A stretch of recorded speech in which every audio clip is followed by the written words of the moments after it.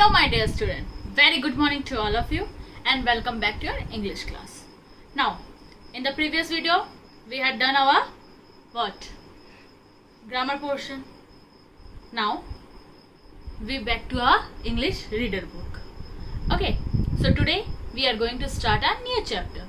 The name of the new chapter is The Oldest is the Wisest. Oldest मतलब बहुत पुराना, wisest मतलब होशियार.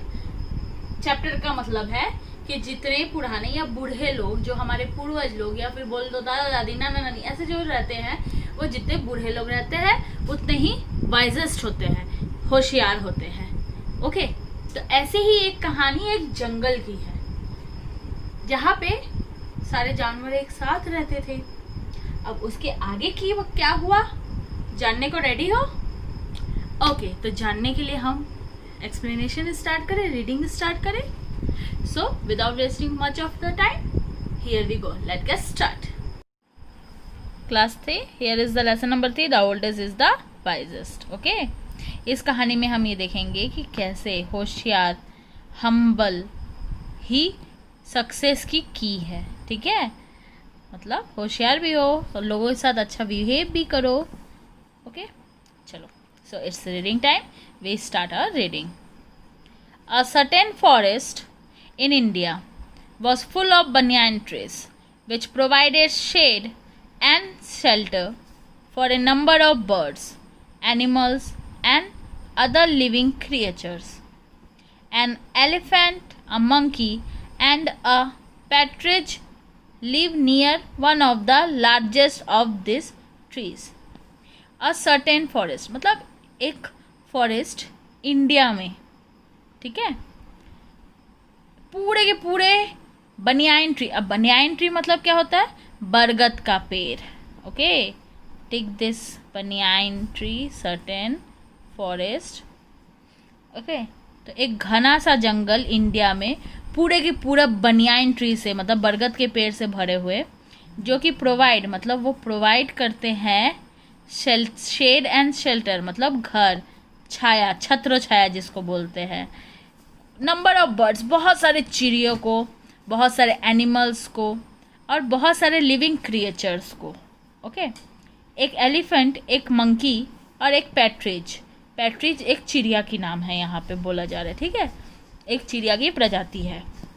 Live near one of the largest of this trees. इन मतलब एक जगह इतने सारे जो पेड़ थे उनमें से एक बहुत बड़े पेड़ में इन लोग सब लोग रहते थे. They were good friends for the very long time. उन लोग बहुत दिनों से बहुत अच्छे दोस्त थे. Then one day something happen and they started quarrelling among themselves. मतलब एक दिन अचानक कुछ हुआ, वो झगड़ा करना स्टार्ट कर दिए. ठीक है, क्वारलिंग मतलब झगड़ा करना. This went on for several weeks. कुछ हफ्तों तक ये चला झगड़ा. And made them all very unhappy. और तीनों को बुरा भी लग रहा था, क्योंकि इतने साल से अगर कोई मेरा दोस्त है तो मैं उससे झगड़ा कर लूँगा तो मेरे को भी अच्छा नहीं लगेगा. Now It is a pity, said the elephant, that we don't live peacefully together as before. फिर एलिफेंट ने कहा कि हम पहले के जैसे बिल्कुल भी शांतिपूर्वक नहीं रह पा रहे.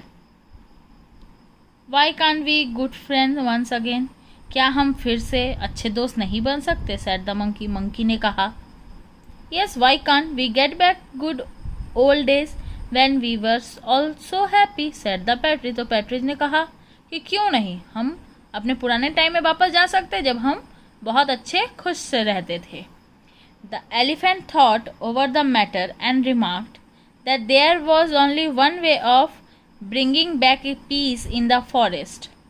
एलिफेंट बहुत सोचा और उसके बाद उसने ये सोचा कि एक ही तरीका है इस जंगल में शांति लाने का. क्या? Since age brings wisdom. मतलब एज बिंग विजडम का मतलब यहाँ पे हो रहा है कि जितना ज़्यादा एक्सपीरियंस्ड लोग उतना ही ज़्यादा उनकी दिमाग मतलब उनकी चालाकी बढ़ी रहती है। जैसे आप अगर पढ़ते पढ़ते बड़े हो जाओगे तो आपको भी तो धीरे धीरे कुछ ना कुछ नॉलेज होता रहेगा, नॉलेज होता जाएगा तो आपकी विजडम मतलब आपकी जो चालाकी है वो भी बढ़ती जाएगी। ठीक है। He said the oldest among us should rule over the other to.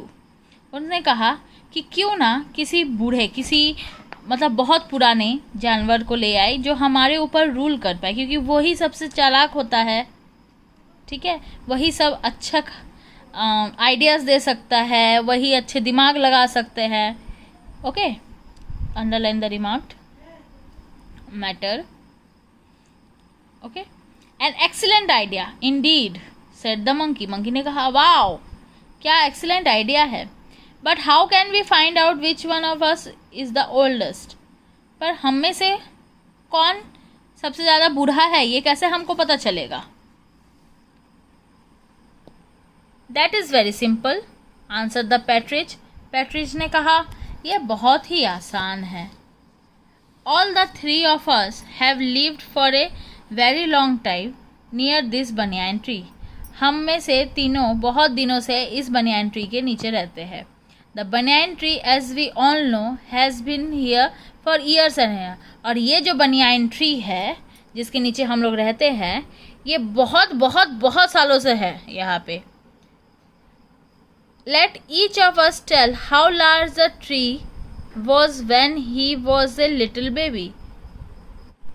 तो तीनों ने कहा कि चलो हम सब मिलके ये बताते हैं कि हम इस बनियान ट्री को कब से जानते हैं। ठीक है, हम अपने बचपन से ये बनियान ट्री कितना बड़ा था ये जानते हैं।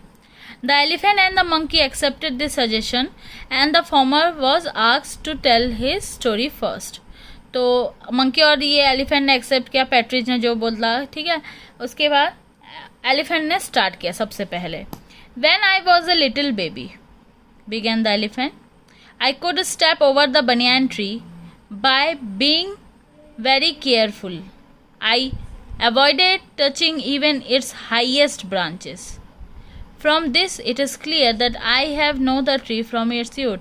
तब उसने कहा कि मैं जब छोटा बच्चा था तो मैं बनियान ट्री के अपने लिटिल फुट स्टेप से बनियान ट्री के ऊपर तक पहुंच जाता था, बहुत ही धीरे धीरे केयरफुली। ठीक है, मैं उसके हाईएस्ट ब्रांच को अवॉइड करता था टचिंग के लिए, मतलब मैं उतना ऊपर तक नहीं पहुंच पाता था।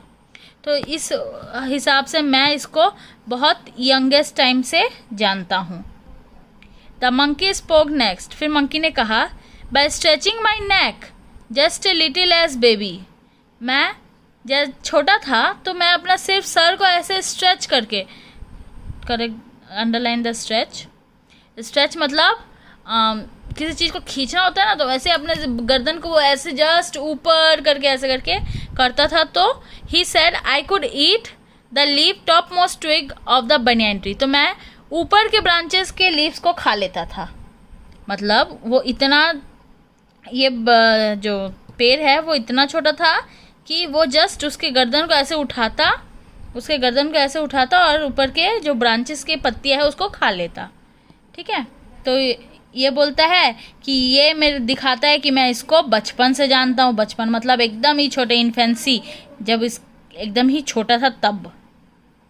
Last of all spoke the partridge. फिर लास्ट में पैट्रिज बोली I remember that when I was very young my mother took me to the mountain.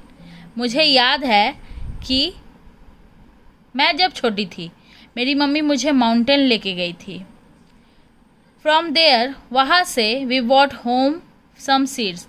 मैं कुछ बीजा लेके आई। I planted one of the seed here. और मैंने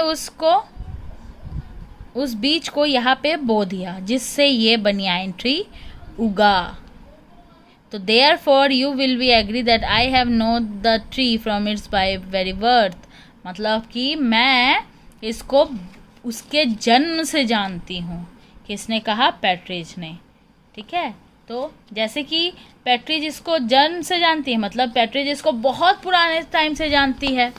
तो पैट्रिज ने कहा the elephant and the monkey listen to the partridge story with great respect. When he had finished speaking The elephant said, "You are certainly the oldest friend, Partridge, and you shall rule over both of us."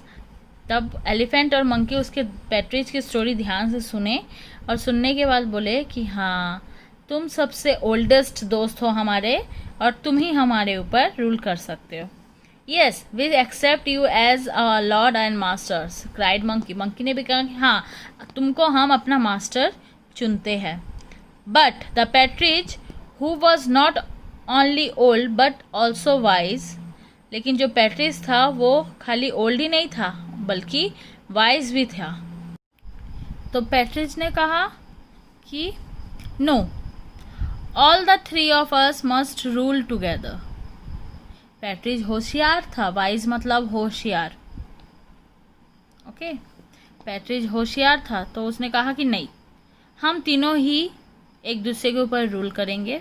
हम simple laws बनाएंगे हमारे लिए, जिसको मैं जो कि oldest हूँ मतलब पुराना हूँ तो बस ये देखूंगा कि ओबे हो रहा है कि नहीं. ओबे मतलब मानना, ठीक है, ओबे हो रहा है कि नहीं. तो they sat down in the cool shade of the banyan tree and made the laws. वो बैठ गए ठंडी ठंडी छाँव में बनियान ट्री के नीचे और लॉज बनाने लगे. लॉज मतलब कानून. From that time on the three friends dwelt happily together in peace and never quarrel among themselves. तब से उन लोग खुशी से हैप्पी होकर शांति से कभी झगड़ा किए बगैर एक साथ रहने लगे. dwelt मतलब lived. okay, now here are the some hard words you have to note down in your copy.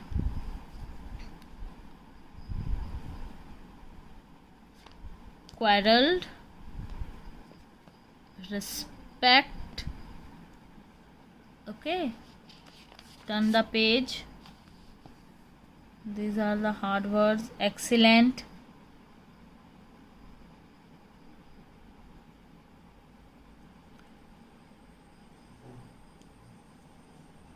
wisdom,